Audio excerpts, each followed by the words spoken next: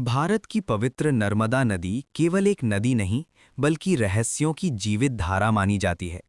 कहा जाता है कि इसके जल में कुछ ऐसा है जो सामान्य नहीं, कुछ ऐसा जिसे विज्ञान भी पूरी तरह समझ नहीं पाया।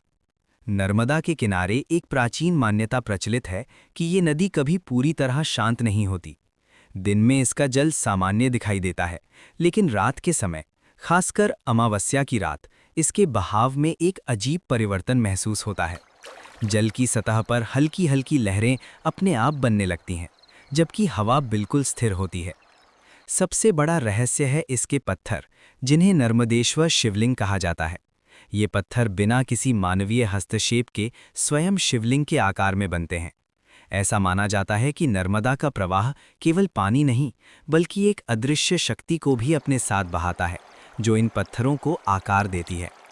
कहा जाता है कि नर्मदा के कुछ हिस्सों में, विशेष रूप से गहरे जल के भीतर, एक अनोखी ऊर्जा प्रवाहित होती है। जब चांद की रोशनी सीधे नदी पर पड़ती है, तो जल के भीतर हल्की चमक दिखाई देती है, जैसे कोई शक्ति भीतर से जाग रही हो। स्थानीय लोग इसे नर्मदा की जागृति कहते हैं। एक और रहस्य ये है कि इस नदी के किनारे ध्यान करने वाले कई लोगों ने दावा किया है कि उन्हें बिना किसी ध्वनि के भी कुछ सुनाई देता है, जैसे जल स्वयं कोई प्राचीन कथा दोहरा रहा हो।